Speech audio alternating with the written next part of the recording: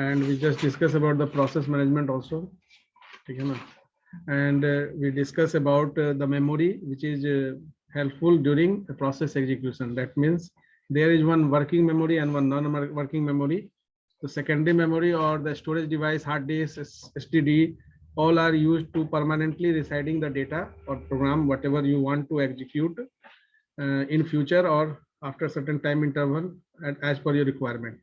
So primary memory like RAM is just used for allocating the process in a temporary manner. Secondary memory जो आपका hard disk है वो programme को permanently reside करने के लिए यूज किया जाता है. इंटायर जो कंप्यूटर है उसमें IPO ऑप्शन है, यानी कि input, process and output. Whenever we discuss the architecture or organization, then we just discuss the middle part, that is the central part of the computer, which under which the processing is accomplished. तो input और output के बीच में है process. Process के लिए process management में भी there is a 5 state, that is the life cycle of the particular process. तो in 5 state again the running state exist in the middle of the state. तो पहला 2 फिर लास्ट में 2 है, यानी न्यू स्टेट, रेडी स्टेट के बाद there is a running state and that state is responsible for execution of any process as per user request. जो user request देता है उसके अकॉर्डिंगली आपका कोई भी प्रोसेस एग्जीक्यूशन जो है वो रनिंग स्टेट में पूरा होता है. हम लोग ये भी डिस्कस किए थे कि कोई भी ऑपरेटिंग सिस्टम, चाहे वो मोबाइल ऑपरेटिंग सिस्टम हो या आपका डेस्कटॉप ऑपरेटिंग सिस्टम हो, उसको हम लोग 2 तरह से इंटरेक्ट करते हैं. यानी ऑपरेटिंग सिस्टम से हम कोई भी वर्क को पूरा करने के लिए कमांड बेस्ड इंटरेक्शन करते हैं और सिस्टम कॉल्स बेस्ड इंटरेक्शन करते हैं. तो command based is the CUI mode of the interaction with the computer operating system and system calls is the GUI mode of the interaction. So once you have a GUI mode supportive operating system, then CUI is also supported over there. CUI is the subset of that GUI. तो Windows, इसलिए Windows operating system में हम लोग command based भी interact कर लेते हैं. Last class में हम लोग कमांड से भी देखे थे. We can make directory, that is the making of folder. तो you can also make folder by clicking right click on the particular desktop. There is a pop-up menu under which there is a new tab. When you click on new tab, left click करोगे तो वहां पर एक folder option आएगा. Folder में यानी कि यहाँ सीधे सिस्टम कॉल्स को आप कॉल कर रहे हैं. फाइल को मैनेज करने के लिए फाइल एट्रीब्यूट्स को वहां पर सिस्टम कॉल्स के थ्रू आप एग्जीक्यूट कर रहे हो. वही चीज अब फोल्डर बनाना है, तो किसी फोल्डर को बनाने के लिए आप डायरेक्टरी बनाते हैं. तो first of all you create directory by using MD command. तो मेक डायरेक्टरी कमांड से आप डायरेक्टरी बनाते हैं और फिर उसके बाद चेंज डायरेक्टरी करके उस डायरेक्टरी में जाकर उस पर वर्कआउट करते हैं. ओवरऑल फेच, डिकोड और एग्जीक्यूट में किसी को कोई डाउट नहीं है, ताकि हम आगे का जो है टॉपिक इनिशिएट करें. फेच डिकोड में किसी को डाउट नहीं है. फेच डिकोड एग्जीक्यूट कौन सा सेक्शन आपका कंप्यूटर का है जो इसके लिए रिस्पॉन्सिबल है, ये भी क्लियर है. प्राइमरी रूम छोड़ दिया. यस, छोड़ दिया. वो म्यूट करो जी. वो अपना दीदी यहाँ रख दिया. दीदी के यहाँ रख दिया. हाँ, और दीदी उसका किराया पर आते हैं, मतलब सब एक के रूम है, ये किराए पर जो है ना. Now whenever you have a query, you just raise the hand. I will give permission to unmute yourself. ठीक है, दीदी जीजा सब यही बतिया लीजिएगा. तो फेच, डिकोड और एग्जीक्यूट. तो डिकोड भी हम लोग देख लिए थे कि CPU का जो कंट्रोल यूनिट पार्ट है, that is responsible for making any और टेकिंग एनी डिसीजन. किसी भी तरह का डिसीजन लेने का जो है responsibility control unit part of the CPU दिया गया है. फेच, इनिशिएट आपका जो है प्राइमरी मेमोरी करता है, यानी कि कोई भी चीज को सर्च करने का काम आपका रैम का है, प्राइमरी मेमोरी. डिकोड करने के बाद एग्जीक्यूशन एरिया कुछ भी हो सकता है. एग्जीक्यूशन ALU में हो सकता है, FPU में हो सकता है, या किसी रजिस्टर्स में हो सकता है. इसके बाद कुछ फॉस के बारे में भी हम लोग जान लिए थे कि FOSS free open source software होता है. आप भी जाकर नेट पर सर्च करिएगा कि अभी के डेट में कितने ऐसे सॉफ्टवेयर हैं जो फ्री ओपन सोर्स सॉफ्टवेयर है. क्यों इसकी जानकारी इसलिए जरूरत है क्योंकि अगर फ्यूचर में आप कोई सॉफ्टवेयर बना रहे हैं, तो अगर आपको फ्री ओपन सोर्स सॉफ्टवेयर को यूज करके बनाते हैं तो वो क्लाइंट के लिए अच्छा होगा. क्लाइंट को कन्विंस भी आप कर सकते हैं कि आपको जीरो मेंटेनेंस होगा, क्योंकि इसके लिए कोई प्रायर लाइसेंस या रिन्यूअल ऑफ लाइसेंस एग्रीमेंट ये सब कोई का जरूरत नहीं पड़ेगा. तो you can easily maintain your software. ठीक है ना. There is no any economical loss, यानी कि आपको एक इकोनॉमिकल हर पीरियोडिक इकोनॉमिकल आपको जो है सबमिशन करने का कोई जरूरत नहीं पड़ेगा. जैसे एक छोटा एंटीवायरस परचेज करते हैं तो 6 महीना 1 साल का, तो उसमें 6 महीना के बाद आपको रिन्यूअल कराना पड़ता है। Otherwise you just left it, उसको भूल जाइए कि मैंने कोई एंटीवायरस रखा था, फिर आपको कोई दूसरा स्विच करना है, दूसरे एंटीवायरस को आप सर्च करिए। अदरवाइज अगर सेम एंटीवायरस कंटिन्यू करना है तो you have to complete the renewal job, renewal करिए या फिर परचेज करके नया कोड जनरेट करिए। तो that is the particular part. Then we discuss the storage capacity and the particular terminology speed। ये दो फैक्टर है, स्पीड और स्टोरेज कैपेसिटी, जो मेमोरी के सीपीयू से डिस्टेंस के बेसिस पर तय होता है। यानी सीपीयू से जितना ज्यादा क्लोजेस्ट कोई मेमोरी होगा वो, तो यहाँ मेमोरी हायरार्की भी देखें, जिसको आप फंडामेंटल में पढ़ेंगे डिटेल्स में, मेमोरी मैनेजमेंट में, ओएस में भी पढ़ेंगे मेमोरी मैनेजमेंट।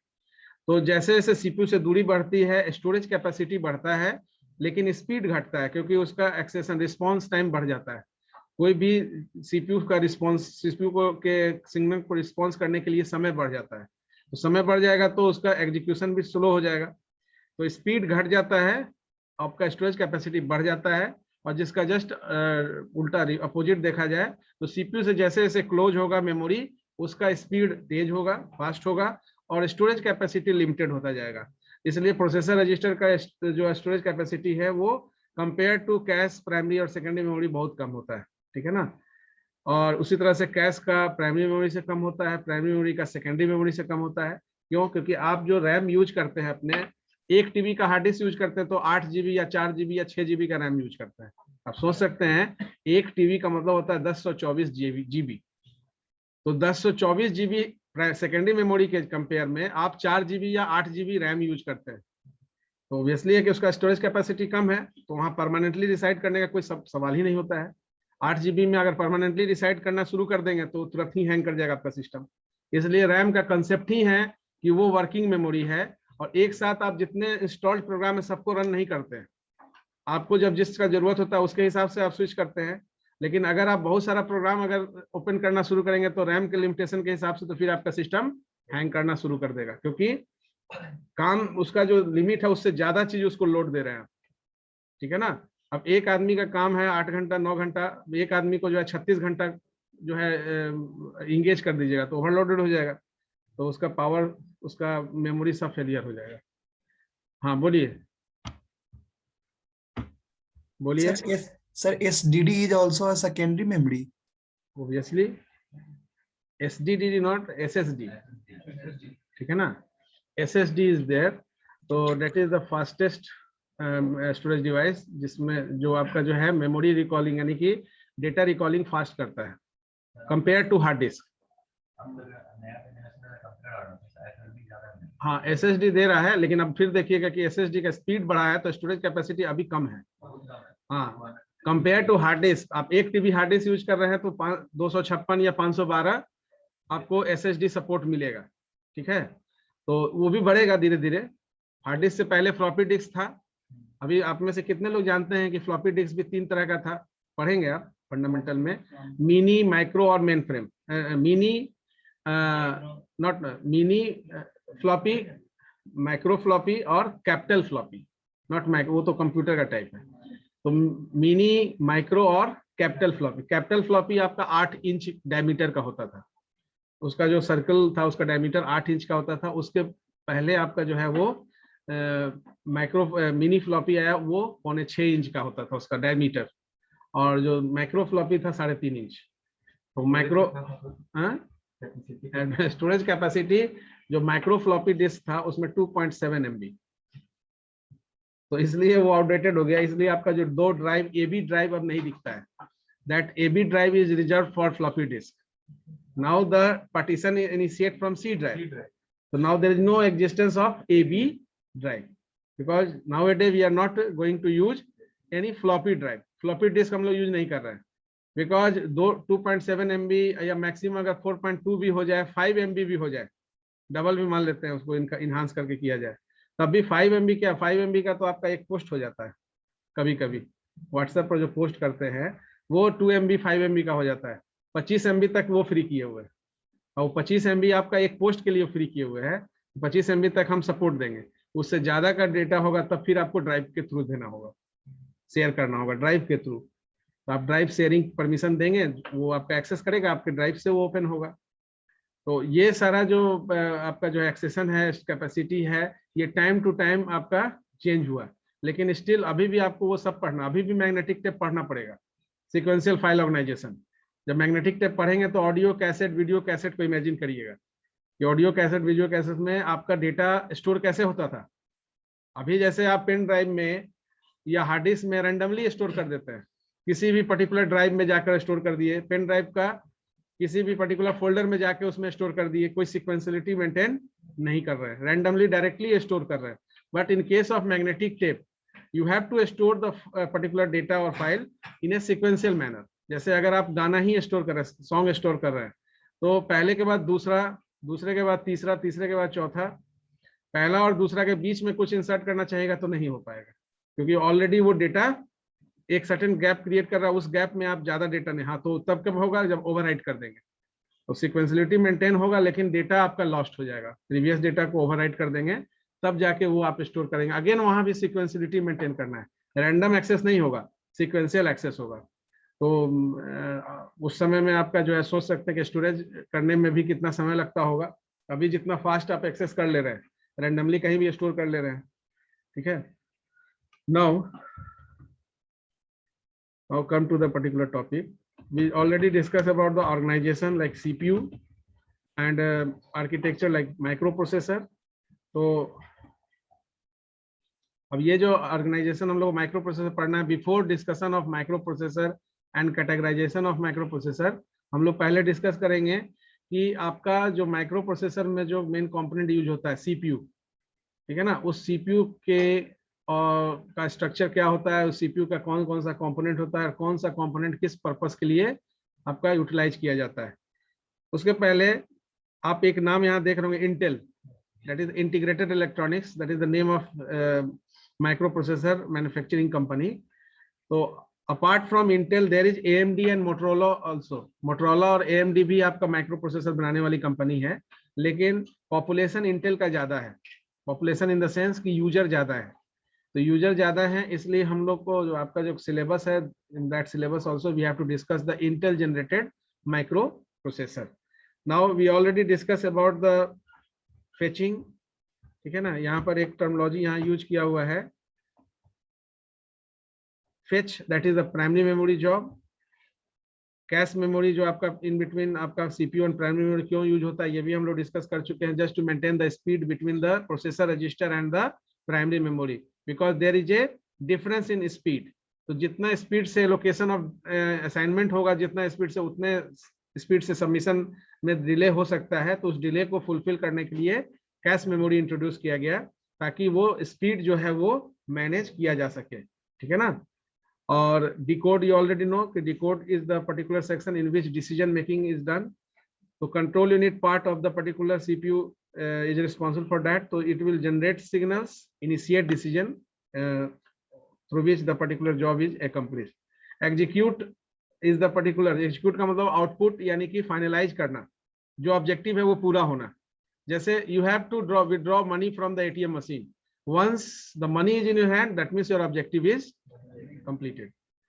तो वही चीज है कि एग्जीक्यूट का मतलब हुआ कि आप जिस ऑब्जेक्टिव के लिए प्रोसेस आपका आगे बढ़ा है, वो प्रोसेस फाइनल जब आउटकम इंफॉर्मेशन के फॉर्म में जनरेट कर देगा, तो वो प्रोसेस क्या हो जाएगा, वो डेटा जो हमने दिया था वो डेटा अब प्रोसेस्ड हो गया।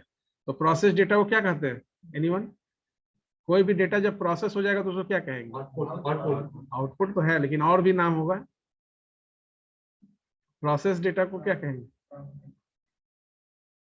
नहीं, डेटा तो रॉ फैक्ट्स है। डेटा को जब आप किसी तरह के प्रोसीजर्स में यूज करते हैं, तो उसके बाद एक आउटकम जनरेट होता है। यस, वो इंफॉर्मेशन होता है, यानी process data is known as information. तो your outcome is in the form of information. तो output is just generated in the form of information. You are giving the raw data and the raw data is utilized by the particular procedures, and once the data is utilized and completed the procedure work, then the outcome is generated in the form of information. तो execution area आपका registers हो सकता है, जैसे file handling job कर रहे हैं, वहां कोई कंप्यूटेशन नहीं है। कोई फाइल ओपन कर रहे हैं, उसमें लिख रहे हैं, तो वहां कोई कंप्यूटेशन नहीं है। तो वहाँ कंप्यूटेशन नहीं है, तो वहाँ पर आपको रजिस्टर्स चाहिए जो आपके फाइल के एड्रेस को होल्ड करे, और आप जो डेटा अपडेट कर रहे हैं वो डेटा आपका वो वहाँ पर स्टोर करे, टेम्पोररी रखे। क्यों? जब देखिए कोई फाइल को क्लोज करते हैं विदाउट सेविंग, तो एक ट्रिगर फायर होता है कि whether you want to update और save the contents, whatever contents you are updated और अपेंडेड टिल नाउ। तो अगर आप नो कर दीजिएगा, कैंसिल कर दीजिएगा, तो आपका जो है विदाउट सेविंग द कंटेंट्स, जो एज इट इज स्टेटस था फाइल का जब रीलोकेट हुआ था, उसी स्टेटस में वो फाइल फिर से रिसाइड हो जाएगा उस लोकेशन पर जहां से आपने रीलोकेट किया था। जैसे आपने कोई फाइल ओपन किया, उसमें 2 पेज आप पहले से लिखा हुआ है, तीसरा चौथा पांचवा पेज आपने अपडेट किया था, लेकिन during updation you can not save the contents and unknowingly the close button is click by you. तो क्लोज बटन क्लिक होने के बाद आपका जो टॉलरेंस, एरर टॉलरेंस है आपका ऑपरेटिंग सिस्टम, तो एक बार आपको आपके एरर को वो इन्फॉर्म करेगा कि आपने क्लोज बटन क्लिक कर दिया है, whether you want to save the contents और नॉट। तो if you save the content, अगर आप ओके कर दीजिएगा तो सेव होगा, अदरवाइज विदाउट अनसेव रहकर आपका फाइल क्लोज हो गया, तो जो भी आपने एफर्ट लगाया तो वो एफर्ट आपका 0 हो गया, आपका फाइल सेव नहीं होगा। You will also check it, आप करके देख सकते हैं। कोई फाइल, एक फाइल लिखिए, उसको क्लोज कर दीजिए, फाइल को सेव कर दीजिए किसी नाम से, लेकिन 4-5 लाइन लिखने के बाद उसको सेव नहीं किए, क्लोज बटन को क्लिक कर दीजिए। तो उस केस में जैसे सिंपली अगर कोई वर्ड का फाइल आप ओपन करते हैं और इसमें कुछ लिखते हैं, यहाँ पर अभी हम लोग कुछ भी लिख दिए, अब ये लिख देने के बाद हमने इस फाइल को अभी सेव भी नहीं किया, ना कोई नाम दिया है, इसमें ये क्लोज बटन पर चला गया, ये क्लोज बटन क्लिक हो गया, अच्छा डबल क्लिक हो गया,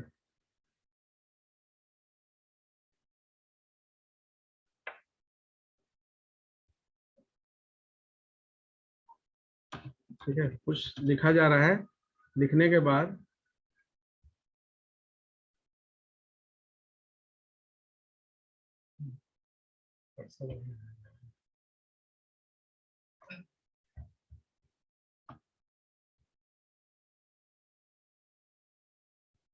F4, सपोज हम क्लोज बटन क्लिक कर रहे हैं, इसको नहीं कर रहे हैं,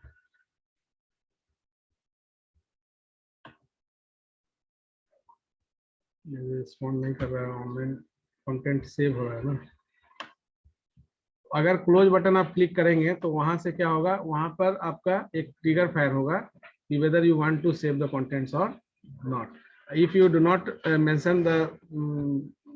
mention your interest, then without saving the contents, देखिए तो सेव और डोंट सेव, तो सेव या डोंट सेव करने का मतलब है कि आपका, हाँ, सेव करने का मतलब है कि अगर आपने किसी फाइल नेम से सेव नहीं किया है तो पहले आपको फाइल और डेस्टिनेशन सेट करना होगा, फिर जाकर वो सेव होगा। तो डोंट सेव कर दिया यानी कि फाइल वो क्लोज हो गया, जो हमने लिखा था वो सेव नहीं हुआ, और चूंकि नाम भी नहीं दिया तो किसी नाम से भी सेव नहीं हुआ, यानी कहीं वो फाइल अब फिर से रीओपन भी नहीं हो सकता है, ठीक है। तो that is the particular part. Input, process and output हम लोग ऑलरेडी डिस्कस कर चुके हैं। Working memory, non working memory, relocatable का क्या मतलब होता है, प्रोसेस मैनेजमेंट, पीसीबी, ये सारा part today will discuss about CPU. ये जो हम लोग डिस्कस किए, फेच, डिकोड और एग्जीक्यूट, ये एक इंस्ट्रक्शन साइकिल है, यानी कि जैसे आप लाइफ साइकिल प्रोसेस का देखें तो उसमें न्यू स्टेट है, रेडी स्टेट है, रनिंग स्टेट है, उसमें वेटिंग स्टेट है अगर कोई रिसोर्स के लिए वेट कर रहा है, और फाइनली उसमें टर्मिनेशन स्टेट है। उसी तरह से कोई भी इंस्ट्रक्शन का एक साइकिल होता है, उस साइकिल में फेच फेज होता है, डिकोड फेज होता है और एग्जीक्यूट फेज होता है। These are the 3 phases. जैसे पीडीएलसी आप देखेंगे, पढ़ेंगे, प्रोग्राम डेवलपमेंट लाइफ साइकिल, तो उसमें कोई प्रोग्राम जब आप लिखते हैं तो उसका भी एक साइकिल होता है। क्या क्या साइकिल होता है पता है? कोई जो प्रोग्राम आप लिखते हैं, सबसे पहले मान लेते हैं कोई आपको प्रॉब्लम दिया गया, सबसे पहले आपके दिमाग में क्या चलता है, कैसे सॉल्व करेंगे, कैसे सॉल्व करेंगे, उसके लिए नहीं, एल्गोरिथम तो बाद में, सॉल्व करने का एल्गोरिथम तो लिखने का तरीका है कि इंस्ट्रक्शन लिखेंगे कैसे। पहले क्या होता है, जैसे आपको हमने दे दिया कि write a program to find out area of rectangle, सबसे पहले क्या जरूरत होगा आपको, एरिया का फॉर्मूला पता रहना चाहिए। पहले डेफिनेशन। कोई भी प्रॉब्लम को एनालाइज करने के लिए सबसे पहले, एनालाइज तो बाद में है, पहले तो आपको डेफिनेशन चाहिए कि फैक्टोरियल निकालने के लिए या एरिया ऑफ रेक्टेंगल निकालने के व्हाट इज द फार्मूला, क्यों फार्मूला चाहिए, क्यों डेफिनेशन चाहिए, क्योंकि उसके बिना वो एरिया नहीं निकाल पाएंगे। नहीं, वो तो ठीक है, वो तो स्वाभाविक है। उसके बिना, उसके डिफिनीशन और उसके फार्मूला के बिना you are not going to set the inputs. It is very tough to set the inputs for generation of output if you do not have any formula or definition for the problem. Problem का अगर definition नहीं होगा तब आप उस problem को solve करने के लिए क्या data लेना होगा और उस data को क्या process करना और कैसे process करना होगा ये आप तय नहीं कर पाएंगे। और जब तक ये नहीं तय कर पाएंगे तब तक एल्गोरिथम, फ्लो चार्ट और सूडो कोड का सवाल ही नहीं है।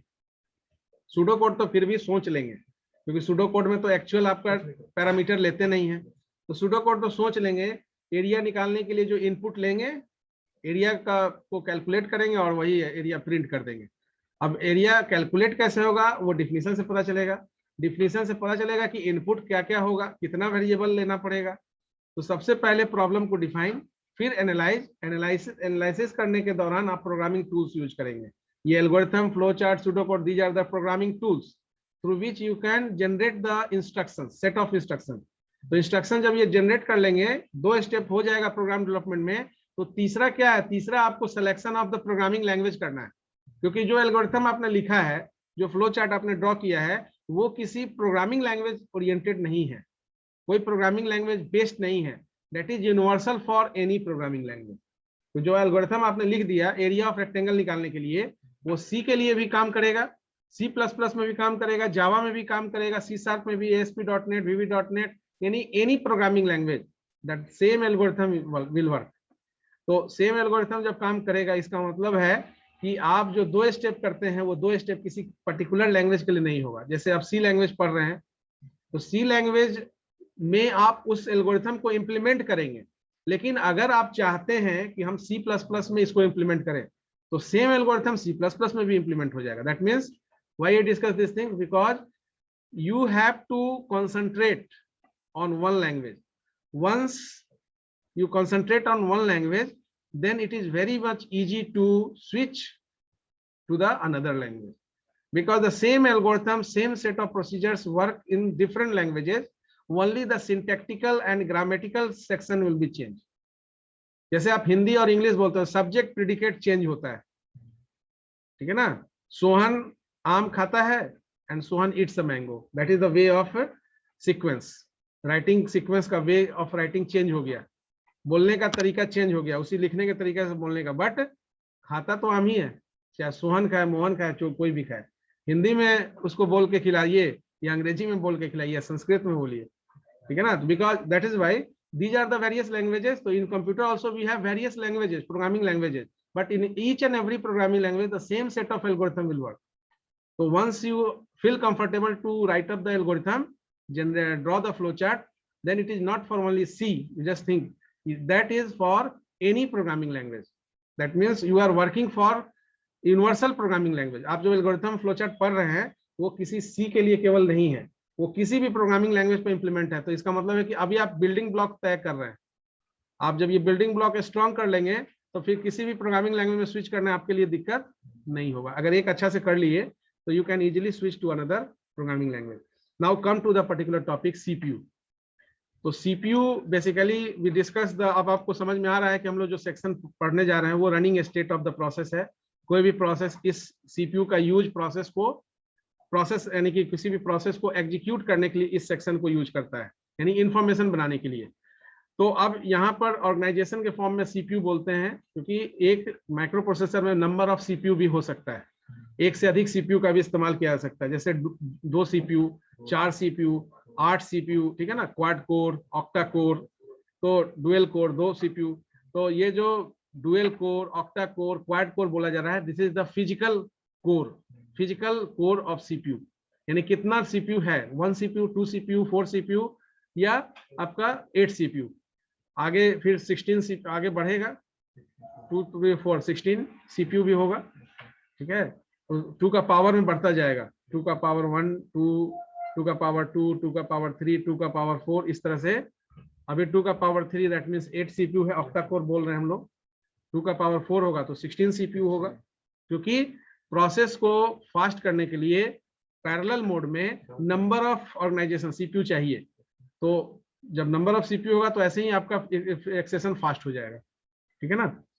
तो दैट्स वाई अब जो चीज सीपीयू के लिए हम लोग बात करेंगे वो सब चीज सीयू के लिए अप्लाइड होता है, क्योंकि एक्चुअल में control unit is the actual worker, control unit आपका काम कर रहा है, सीपीयू इज द नेम। तो सीपीयू में वो सारी बातें होगी जो सीयू के लिए वैलिड है, यानी कि सीपीयू इंटायर ऑपरेशन को कंट्रोल एंड कोऑर्डिनेट्स करता है कंप्यूटर के। तो इंटायर ऑपरेशन को कंट्रोल एंड कोऑर्डिनेट्स करने का मेन रिस्पॉन्सिबिलिटी कंट्रोल यूनिट को है, because control unit generate the signals on the basis of which fetch is initiated. Fetch is initiated by primary memory, submitted to the cache memory, recollected by the particular CPU from the cache memory, and once recollected, then decoding is initiated, and once decoding is finalized, then execution is initiated. तो execution initiate होगा, उसके बाद आपका काम शुरू हो जाएगा। तो इसलिए यहाँ लिखा गया है कि आज भी जैसा हम लोग जानते हैं जो मेन फंक्शन कंप्यूटर का क्या होता है, एग्जीक्यूशन। आप कंप्यूटर को या कैलकुलेटर क्यों यूज करते हैं? कैलकुलेटर यूज करते हैं काउंटिंग कैलकुलेशन करने के लिए, तो your computer is mainly use for calculation point of view. अब यहाँ कैलकुलेशन केवल न्यूमेरिक कैलकुलेशन नहीं है, फाइल कैलकुलेशन यानी किसी तरह का कंप्यूटेशनल जॉब। तो इसलिए कैलकुलेटर से थोड़ा सा ये इसका स्टेप आगे है। कैलकुलेटर केवल न्यूमेरिक या किसी तरह का वैल्यू को कैलकुलेट करने के लिए हम यूज करते हैं। कंप्यूटर में हम फाइल हैंडलिंग जॉब भी करते हैं, हम डेटा को स्टोर करके भी रख सकते हैं, ठीक है ना। वहां भी न्यूमेरिक वैल्यू स्टोर होता है, memory plus, memory minus, memory MRC, memory recall. Calculator में आप यूज नहीं कर पाए होंगे, लेकिन उसमें भी बहुत सारा फंक्शन है। साइंटिफिक कैलकुलेटर में और ज्यादा होता है, वो सारे फंक्शन को आप यूज कर सकते हैं। तो अब यहाँ पर it is quite clear that the program to be executed is set of instruction that is stored in the computer's memory. तो विच मेमोरी? जिसको एग्जीक्यूट करना सेकेंडरी मेमोरी। तो कंप्यूटर के मेमोरी में प्रोग्राम आपका स्टोर्ड है, लेकिन अब आपको उस प्रोग्राम को यूज करना है, तो you have to submit the request. आपको तय करना होगा एमएस वर्ड यूज करना है, पावर पॉइंट यूज करना है, एक्सेल यूज करना है, स्प्रेडशीट के फॉर्म में, तो ये आप तय करेंगे। Now task are completed when the instructions of the program executed by the CPU, that's why it is also known as brain of the computer.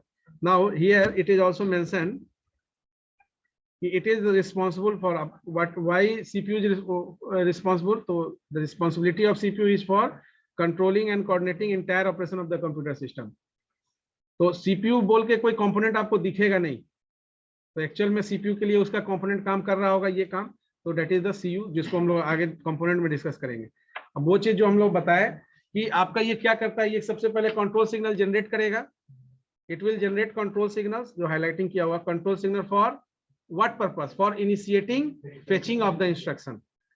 And why the fetching of the instruction is needed? Because any types of decision is made over that fetched instruction. आप जो fetched instruction है उसी पर कोई decision बना सकते हैं।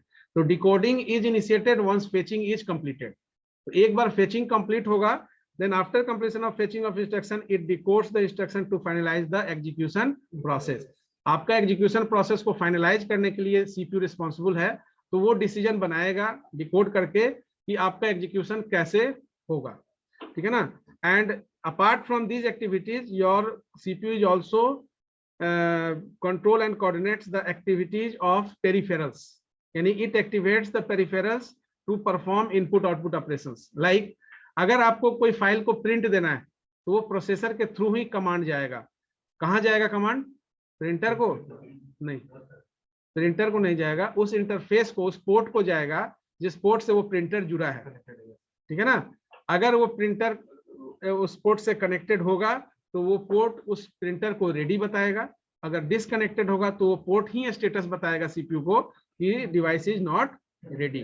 तो once the device is ready, then whatever control signal generated by the CPU for that device is accepted by device and executed.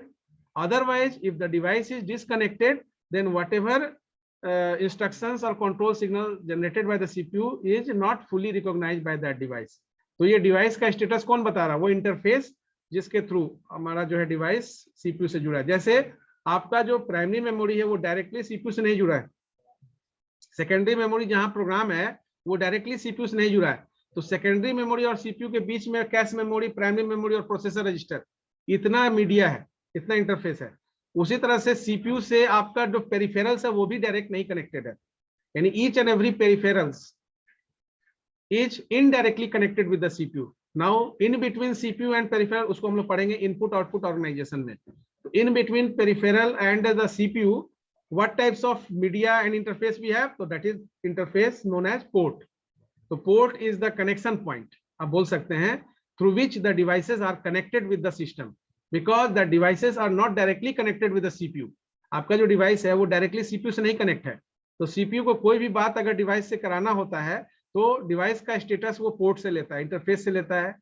अगर पोर्ट उसको ओके बताता है डिवाइस का स्टेटस, तो वो काम जारी हो जाता है। और इसी दौरान वेटिंग स्टेट में कोई प्रोसेस कब जाता है? जब सीपीयू किसी डिवाइस को कंट्रोल सिग्नल जनरेट किया और वो ऑलरेडी, दो चीज हो सकता है, या तो वो किसी पहले से कोई प्रोसेस को कंप्लीट नहीं कर पाया, अभी कर ही रहा है, और दूसरा कमांड जनरेट हो गया सीपीयू से, ये भी एक वेटिंग स्टेट में प्रोसेस को जाने के लिए होता है। दूसरा ये हो सकता है कि डिवाइस इज नॉट कनेक्टेड, आपका डिवाइस कनेक्टेड ही नहीं है, तो हमने जो कमांड दिया वो डिवाइस तक पहुंचा नहीं।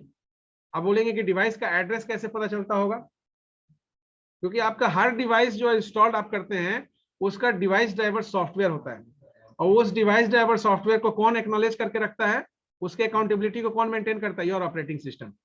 बिकॉज वट एवर प्रोग्राम और हार्डवेयर और component is installed on your computer system, that is accountable through the operating system. आप देखें कंट्रोल पैनल में जाते हैं तो जितना भी प्रोग्राम आपका इंस्टॉल्ड प्रोग्राम का अकाउंटेबिलिटी कब हुआ है, क्या हुआ, वो पूरा अकाउंटेबिलिटी बताता है।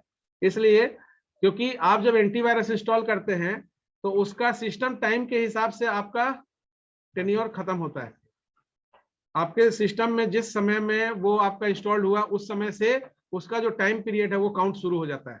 तो जैसे ही होता है तो आपका ऑपरेटिंग सिस्टम ये इन्फॉर्म आपको करता है कि योर एंटीवायरस इज आउटडेटेड या नीड टू बी रिन्यूअल। तो ये अकाउंटेबिलिटी कहीं ना कहीं मेंटेन किया जा रहा होता है जो भी आपका एप्लीकेशन या जो भी प्रोग्राम है। आई थिंक दैट सीपीयू का मेन रोल क्लियर हो गया होगा। सीपीयू का काम क्या है? इंटायर एक्टिविटीज अब पेरिफेरल में सब आ जाता है। पेरिफेरल जो है वो इनपुट आउटपुट और स्टोरेज डिवाइस को कंबाइंडली कहा जाता है। यानी when you give the name peripheral, तो that is not only input device, output device और storage device, it is the name given for all the three. तो पेरिफेरल के अंदर आपका इनपुट डिवाइसेस सारे आ गए, आउटपुट डिवाइसेस सारे आ गए और स्टोरेज डिवाइसेस भी सारे आ गए। नाउ अब जो हम लोग डिस्कस किए ये एक्चुअली सीपीयू के लिए था, लेकिन एक्चुअली सीपीयू के लिए कुछ कंपोनेंट वर्क करता है जो अलग अलग, जैसे सीपीयू से बाहर क्या होता है, इंस्ट्रक्शन साइकिल में जो 3 फेज होता है, फेच, डिकोड और एग्जीक्यूट। इसमें फेच आपका सीपीयू से बाहर होता है, बाकी डिकोड और एग्जीक्यूट सीपीयू के कंपोनेंट करते हैं। तो कौन सा कंपोनेंट अब ये डिकोड करता है ये हम लोग क्लियर कर लेते हैं। तो CU part is responsible for decoding, आपका जो कंट्रोल यूनिट पार्ट है। तो अब यहाँ कंपोनेंट ऑफ सीपीयू में 3 कंपोनेंट है। कंट्रोल यूनिट, जितनी बातें हम लोग सीपीयू के लिए किए वो सारी बातें कंट्रोल यूनिट पर अप्लाई होती है। यानी control unit is responsible for control and coordinates entire operation of computer. It is responsible for generating control signal, decoding the fetched instruction and finalizing the execution area of the instruction। ठीक है, तो ये सारे चीज आपका जो है decode से के पहले फेच इंस्ट्रक्शन करने के लिए जो कंट्रोल सिग्नल है उसके लिए भी जिम्मेवार आपका कंट्रोल यूनिट है। That's why the name is given to the particular section control unit. That means it is responsible for generation of control signal on the basis of which instruction fetching is initiated, and once the fetched instruction is completed, any fetch instruction is reached to the particular CPU, any control unit, then the decoding is used to making decision over that fetched instruction। किसी भी तरह का decision उस fetch instruction पर करने के लिए वहां पर डिकोड डिसीजन मेकिंग जॉब भी कंट्रोल यूनिट ही करेगा, और जब ये जॉब पूरा कर लेगा तब ये डिसीजन बन जाएगा कि आपका जो इंस्ट्रक्शन है या डेटा है वो किस एरिया में जाएगा। तो किस एरिया में, तो यहाँ 2 एरिया दिया है, एक ALU और दूसरा रजिस्टर्स। तो रजिस्टर्स, कुछ ALU पार्ट के लिए भी रजिस्टर्स रिस्पॉन्सिबल है। क्यों? क्योंकि आप जैसे कोई भी कैलकुलेशन करते हैं रियल लाइफ में भी, तो you need a certain memory area, memory cell. Register is what? It is also memory cell which is used to holding the data or instruction in a temporary manner. You are also using your register for holding the data in temporary manner। करते हैं कि नहीं? कितने हैं जो नहीं करते हैं? इसमें कोई हैं जो नहीं करते हैं? तो रजिस्टर्स, कुछ रजिस्टर्स ALU के जॉब को भी कम पूरा करने में इस्तेमाल किया जाएगा। जैसे अभी एग्जांपल लेते हैं, आप बताइए 4 + 2 क्या होगा? ठीक है, अब हम क्वेश्चन चेंज करते हैं, हम सीधे बोल रहे हैं आपसे व्हाट इज +5? +5 क्या होगा? ऑनलाइन में भी जिनसे पूछेंगे, रेज करेंगे, वो अपना अनम्यूट करने का हम परमिशन देते हैं। अभी बताइए, 4 हमने +5 बोला तो आप क्या बताए? नहीं, हम 4 + 2 को चेंज कर दिए, हम डायरेक्ट बोल रहे हैं आपसे कि +5 बताइए क्या होगा। इंफॉर्मेशन कंप्लीट नहीं है। हाँ, बोलिए। 11। हाँ, 11 आप इसलिए बोल रहे हैं क्योंकि 4 + 2 को आप एक्युमुलेट करते हुए आगे बढ़ रहे हैं। अब यहाँ एक्युमुलेट वर्ड यूज हुआ है, तो रजिस्टर में भी एक एक्युमुलेटर रजिस्टर होता है, जो रजिस्टर ALU पार्ट में जो भी आप अपडेशन करते हैं वो रजिस्टर होल्ड करके रखता है। आपका भी रजिस्टर, एक्युमुलेटर रजिस्टर कहीं ना कहीं वर्क कर रहा होगा। तो आपने 11 बताया, हम जब क्वेश्चन चेंज कर देते हैं, अभी कुछ नहीं है आपके एक्युमुलेटर रजिस्टर में, खाली है। हमने क्वेश्चन किया +5 क्या होगा? कंप्लीट इंफॉर्मेशन नहीं है। क्यों नहीं है? +5 भी है। हाँ, क्योंकि एडिशन के लिए फिर उठाया आपने, क्या बोलिए, बोल एडिशन के लिए कम से कम 2 ऑपरेंड चाहिए। हमने बताया +5, तो क्या आप 0 एज्यूम नहीं कर सकते थे? तो आप 5 बोल सकते थे ना, लेकिन आपने एजम्पशन करने का कोशिश ही नहीं किया। तो आप बोल रहे हैं इनकम्प्लीट क्वेश्चन।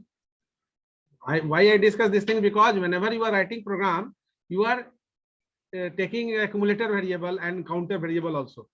जैसे आपको बोला जाएगा फर्स्ट 10 नेचुरल नंबर को सम करो, तो सम नाम का जो एक्युमुलेटर लेंगे, वो भी इसमें हम लोग एग्जांपल लिए हैं। सम नाम के एक्युमुलेटर में क्या करेंगे? 0 असाइन करेंगे शुरू में या 1 करेंगे? सर 0 भी तो 0 भी कर सकते हैं या करना ही पड़ेगा 0? कर भी सकते हैं। कर भी सकते हैं, कर भी सकते हैं, तब तो दिक्कत है। देखिए, हाँ, अगर आपको I = 1 to 10 है, यानी फर्स्ट 10 नेचुरल नंबर यही है, तो I = 1 to 10 है, तो हम लोग जनरली C में लिखते हैं for I = suppose I is your integer, एक सम नाम का वेरिएबल लेते हैं। अब यहाँ आप बोल रहे हैं कि 1 भी ले सकते हैं, 0 भी ले सकते हैं, कैसे क्या गड़बड़ होगा? तो अगर हम 1 से 10 तक का वैल्यू सम करना है, तो यहाँ पर हम लोग लिखेंगे सम = सम प्लस I। तो क्या अगर हम यहाँ 1 ले लेंगे तो 1 + 1 2 हो जाएगा ना? हमको तो 2 नहीं चाहिए, हमको 1 चाहिए। सम को 0 लेना पड़ेगा ना। क्यों सम को 0 लेना पड़ेगा? इसलिए क्योंकि 1 से 10 तक को हम जोड़ने का कोशिश कर रहे हैं। तो अब यहाँ पर क्या है कि कंप्यूटर में भी वही चीज होता है। ये आपका हो गया एक्युमुलेटर जो आप भी इस्तेमाल कर रहे हैं, ये आपका हो गया ALU। इस ALU में एडर भी है, सब्ट्रैक्टर भी है, मल्टीप्लायर भी है, डिवाइडर भी, सब है, लेकिन हम लोग एडर को यूज कर रहे हैं I = 1 to 10 के लिए। तो यहाँ पर सम को इनिशियलाइज कर दिया 0 से, पहली बार I का वैल्यू 1 गया, तो ये एक्युमुलेट होकर सम को क्या कर दिया 1। फिर जब 2 आया तो 1 + 2 3, फिर 4 आया, फिर 5 आया, 3 आया, फिर 4 आया, फिर 5 आया, इस तरह से 10 तक गए। अब आपका एक्युमुलेटर चेक कर रहे हैं, तो अब बताइए व्हाट इज +1? 1 + 2 +3। अच्छा ठीक, हम चेंज कर रहे हैं। अब जो एक्युमुलेटर है उसको भी हम वेरिएबल ले रहे हैं। What is 0 + 1 +2 +3 +4 +5 +6 +7 +8 +8। हाँ, 27 में +8 करोगे तो 35 होगा ना। हाँ, +9, सब गड़बड़ हो गया। कहाँ गड़बड़ हो गया? इसका मतलब है कि एक्युमुलेटर थोड़ा सा कमजोर है अभी, एक्युमुलेटर से रिकॉल नहीं कर पा रहा आपका प्राइम जो डेटा है। तो आप बताइए, दूसरा पूछते हैं। 0 + 1 तो 1 हुआ, +2 +3 +4, फास्ट हो गया थोड़ा सा, कंट्रोल फास्ट जनरेट हो गया।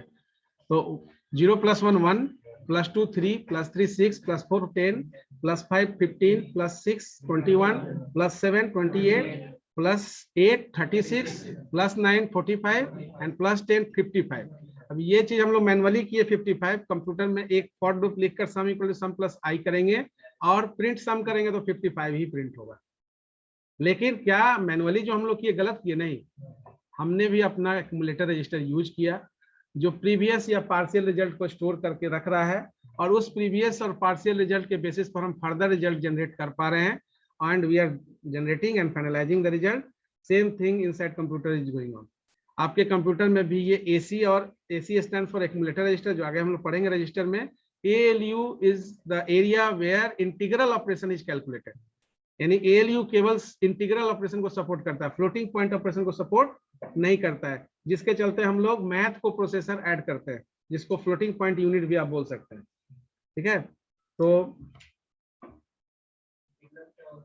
इंटीग्रल हुआ जिसमें कोई जैसे डेसिमल वैल्यू नहीं हुआ, न्यूमेरिक जैसे वैल्यू 2 2 3 4 145, लेकिन जैसे 2.5 बोल दिया तो डेसिमल आ गया। तो जितना भी एक्सपोनेंशियल है, ट्रिग्नोमेट्रिकल है या लॉगरिथमिक जो भी आपका एक्सप्रेशन होगा उसमें फ्रैक्शनल पार्ट आ जाएगा। तो जब फ्रैक्शनल आएगा तो ALU is not efficiently work for handling a floating point operation.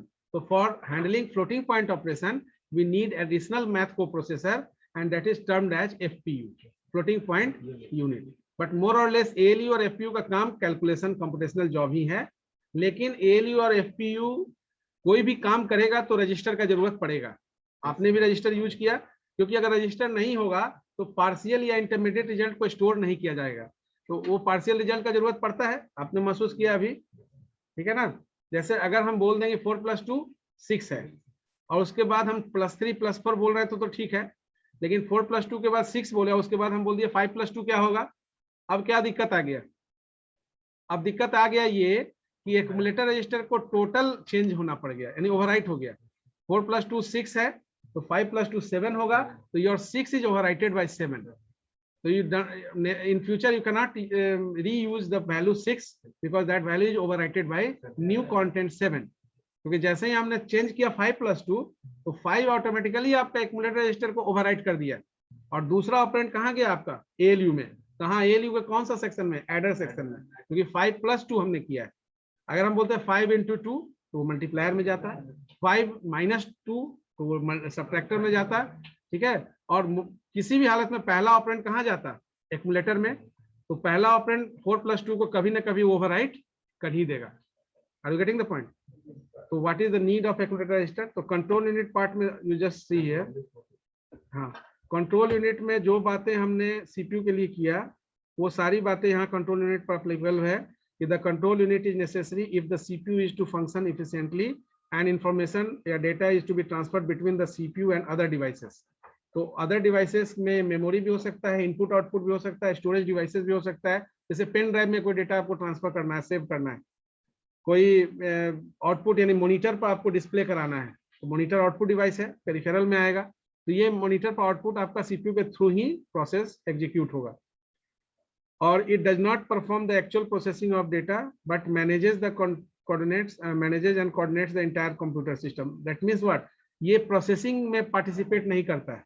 Processing का मतलब कि किसी तरह का कंप्यूटेशनल, या जैसे हम लोग अभी ALU या FPU या रजिस्टर की बात किए, तो ये एक्चुअल प्रोसेसिंग में पार्टिसिपेट कर रहा है, लेकिन ये एक्चुअल प्रोसेसिंग में जो पार्टिसिपेटिव कंपोनेंट है उसको इंस्ट्रक्शन भेजने का काम कौन कर रहा है?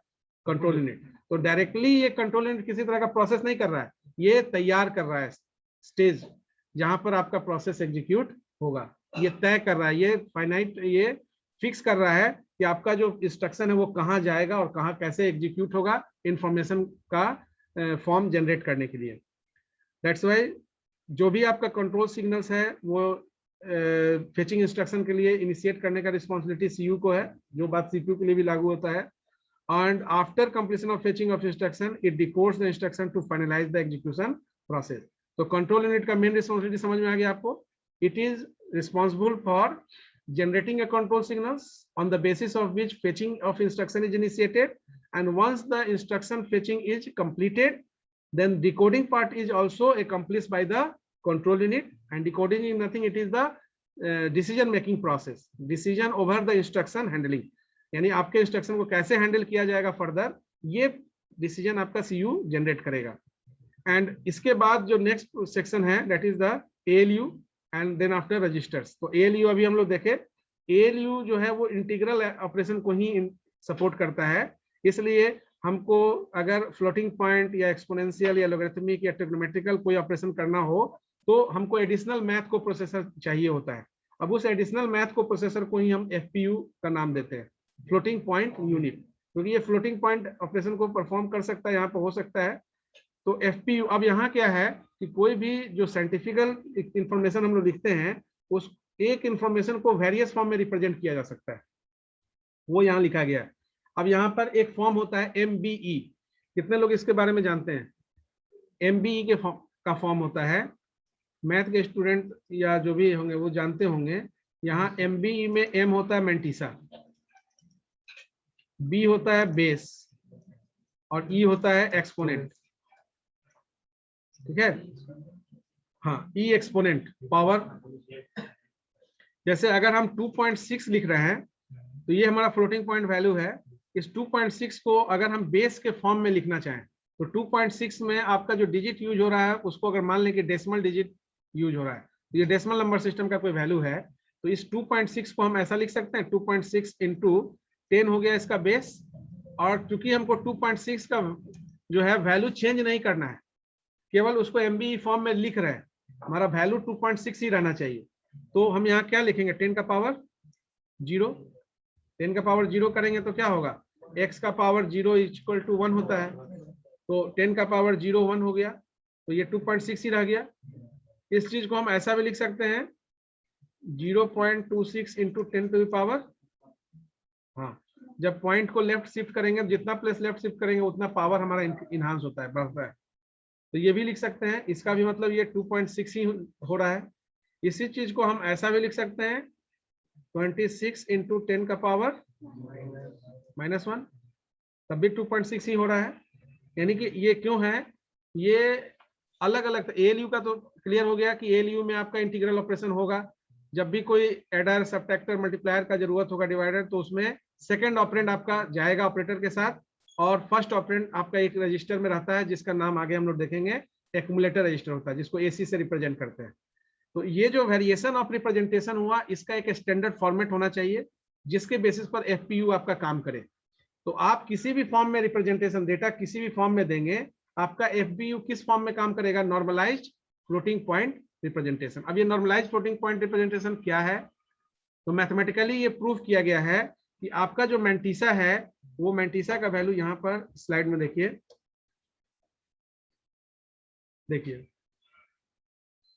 0.26 इंटू 10 टू पावर 1 है लिखा गया है, इसको NFP कहा गया है। उसके नीचे आप देखे होंगे कि 2 प्लेस लेफ्ट ले गया है तो 10 का पावर 2 है, 3 प्लेस लेफ्ट ले गया है 10 का पावर 3 है, सबका मतलब 2.6 ही है। लेकिन इस सभी रिप्रेजेंटेशन में 0.26 इंटू 10 टू पावर 1 को नॉर्मलाइज कहा गया, जिसको FPU हैंडल करता है। नॉर्मलाइज क्यों कहा गया है, क्योंकि मैथमेटिकली ये प्रूफ किया गया है, कि आपका अब B यहाँ बेस है, तो बेस आपका बाइनरी भी का हो सकता है, बाइनरी होगा तो 2 होगा, डेसिमल होगा तो 10 होगा, ऑक्टल होगा तो 8 होगा, हेक्साडेसिमल होगा तो 16 होगा। तो मैथमेटिकली ये चीज उसमें मेंशन किया हुआ है, आप पढ़ लें एक बार, जो शेयर करें उसको पढ़ के आया कीजिए PDF। टाइम नहीं मिला होगा अभी फेस्टिवल में, बट आगे से ध्यान रखिएगा। तो उसमें क्या है कि फिर क्वेरी आप भी जनरेट करिएगा तो थोड़ा सा इंटरेक्टिव सेशन रहता है। तो मैथमेटिकली ये प्रूव किया हुआ है कि आपका जो मैंटिसा है वो लेस देन 1/b होगा और ग्रेटर देन और लेस देन 1 होगा। अब बेस आपका जो है वो 2 भी हो सकता है, 8 भी हो सकता है, 10 भी हो सकता है और 16 भी हो सकता है। यानी ये बाइनरी, ऑक्टल, डेसिमल और हेक्साडेसिमल, ठीक है ना। ये नंबर सिस्टम में बताया गया होगा, आपको नहीं बताया गया तो बताया जाएगा फंडामेंटल में,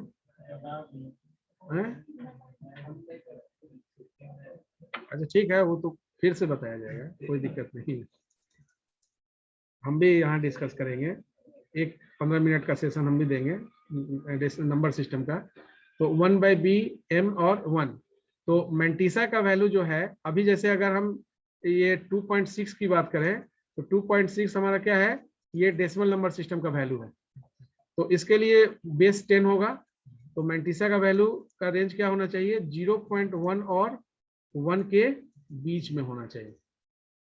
वहां पर बाकी ऑक्टल, बाइनरी और हेक्साडेसिमल के लिए भी लिखा गया है उसमें पीडीएफ में। तो आपका जो, अब देखिए, अब ये 0.1 के बीच में होना चाहिए। तो अब देखिए यहाँ 26 × 10 का पावर लिखा गया है -1।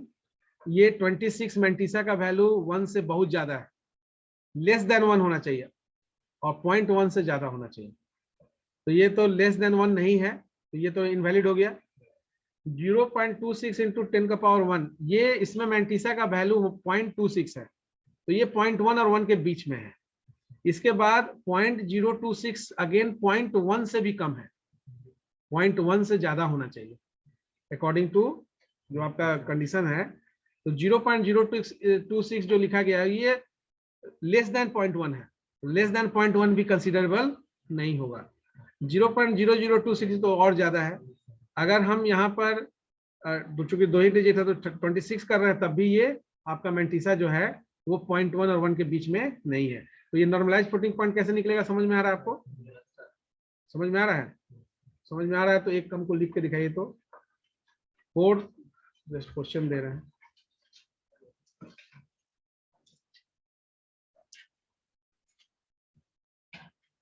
फोर 437.5 ये डेसिमल है, इसका नॉर्मलाइज फ्लोटिंग पॉइंट क्या होगा? 437.5 डेसिमल का normalise floating point MBE form में, MBE फॉर्म में। अब ये जान जाइए कि M आपका यहाँ पर 4375 पूरा है, बेस आपका 10 है, एक्सपोनेंट आपको तय करना है क्या लेना होगा, और पॉइंट कहाँ सेट करना होगा ये आपको तय करना है। 0. yes into 10 to the power 3, यानी कि पॉइंट को 3 प्लेस लेफ्ट ले गए, इसलिए पॉइंट ठीक 3 कर दिए, यहाँ पर 4 हो गया तो 10 3 कैंसिल होगा, यानी कि 0.437 into 10 to the power 3। अगर ये डेसिमल हटाते हैं तो 10 का पावर 4 होगा, तो ये 10 यहाँ रह जाएगा और ये खत्म, यानी ठीक। तो ये आपका हो गया नॉर्मलाइज। आई थिंक दैट कि नॉर्मलाइज फ्लोटिंग पॉइंट निकालने में आपको दिक्कत नहीं आना चाहिए। ये ध्यान रखना है कि बेस क्या दिया हुआ है, क्योंकि अगर यही चीज अगर दे दिया जाएगा 437.5, क्योंकि ये आपका ऑक्टल नंबर सिस्टम में भी एग्जिस्ट करता है और ऐसा भी दिया जा सकता है 16, तो वहां पर वेरी कर जाएगा, ठीक है ना। तब वहां पर 1/8 लेस देन M1 1/16 ये आपका कंडीशन होगा, जिसके बेसिस पर आप तय करेंगे कि आपका ये रिप्रेजेंटेशन कहाँ से शुरू होगा, ठीक है ना। तो अब पीडीएफ देखिएगा, समझ में आएगा आपको। ये पूरे उस सेक्शन में, इस पेज 4 में वही लिखा गया है कि mathematically in normalised floating point representation your mantissa is greater than 1/b and less than और इक्वल टू 1, ठीक है ना। इक्वल टू 1 रेयर केस में ही होता है, ज्यादातर लेस देन होना ही है उसको। देखिए अब यहाँ पर ये सब के लिए दिया गया है। बेस 2 के लिए क्या होगा, बेस 2 के लिए आपका मैंटिसा क्या होगा, बेस 8 के लिए क्या होगा। अब ये कैलकुलेशन कर लीजिएगा कैलकुलेटर से भी कि 1/8 0.125 होता है, 1/16 0.0625 होता है, तो that is the calculation part. अब FPU handles only the normalized floating point value. I think that it is clear why there is a need of FPU and what is normalized floating point in FPU. How normalized floating point of any value is find out. You can easily find out on the basis of the base 2, base 4, base 10, base 8, base 16 के लिए differences होगा, formula same रहेगा। Mantissa is greater than 1/b and less than 1 or equal to 1. Now ALU और FPU बात हुआ calculation या computation part के लिए, लेकिन यहाँ पर ALU FPU में जो भी कैलकुलेशन होगा, ALU का मतलब होता है अरिथमेटिक एंड लॉजिकल यूनिट, तो अरिथमेटिकल ऑपरेशन में आपका एडिशन सब्ट्रैक्शन मल्टीप्लिकेशन सब अरिथमेटिकल में आता है। लॉजिकल में कंपेयर करना, कंप्लीमेंट निकालना, ठीक है ना। लॉजिकल और लॉजिकल एंड भी है, जो आप मॉडर्न फिजिक्स में भी पढ़े होंगे, गेट एंड और नॉट, तो जो एंड और नॉट का जो है जो स्ट्रेटजी है वही स्ट्रेटजी यहाँ भी फॉलो होगा। अब यहाँ पर रजिस्टर्स जो है तीसरा सेक्शन कंपोनेंट, रजिस्टर्स आपका एक तरह का मेमोरी सेल है जो इंटरमीडिएट रिजल्ट्स को होल्ड करता है, यानी कि रखने का काम करता है। इंटरमीडिएट रिजल्ट्स आपका कोई फाइल हैंडलिंग में भी हो सकता है, तो उस तरह का रजिस्टर यूज होगा। जैसे हमने बताया कि जो आप फाइल में लिख रहे हैं उसका डेटा कहीं ना कहीं स्टोर हो रहा होगा टेम्पोरली, तो उसका मेमोरी बफर रजिस्टर हम लोग डिस्कस करेंगे, जिसको डेटा रजिस्टर भी बोलते हैं। तो register may be your used for file handling job, it may be used for any types of computational job like ALU और FPU पार्ट। तो ALU के लिए फाइनलाइज आपका डेजिग्नेटेड है एक्यूमुलेटर रजिस्टर, जो आप भी अभी यूज किए। There is a general purpose register which is used by FPU। FPU में जो काम हो रहा है उसके लिए वेरियस जनरल पर्पस रजिस्टर है। तो चूंकि जनरल पर्पस रजिस्टर भी इंटरमीडिएट रिजल्ट को रख रहा है और आपका एक्यूमुलेटर रजिस्टर भी रख रहा है, इसमें जो आर्किटेक्चर IBM आर्किटेक्चर इंटेल 8086 हम लोग पढ़ेंगे, उसमें जो रजिस्टर सेट है उस रजिस्टर सेट में आपका accumulator register general purpose register के अंदर आता है, यानी your accumulator register comes under general purpose register. अभी जो हम लोग रजिस्टर डिस्कस कर रहे हैं that is common for any computer, not for specific 4-bit micro processor, 16-bit 8-bit micro processor orientation हम लोग नहीं कर रहे हैं। ये कॉमन फॉर एनी कंप्यूटर है, चाहे वो कंप्यूटर 16-bit का हो, 8-bit का हो, 4-bit का हो, 32-bit का हो, 64-bit का हो ओरिएंटेशन, क्योंकि ये बिट जो ओरिएंटेशन किस बेसिस पर होता है, वर्ड लेंथ ऑफ कंप्यूटर। तो नेक्स्ट क्लास में हम लोग इसको कंटिन्यू करेंगे रजिस्टर्स को। इसको एक बार आप पढ़ के आइएगा because that PDF contains the entire details related to register also.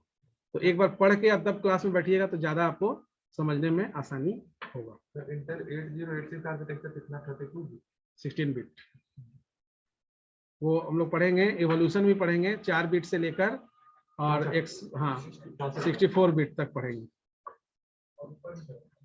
हाँ 128 भी आ गया।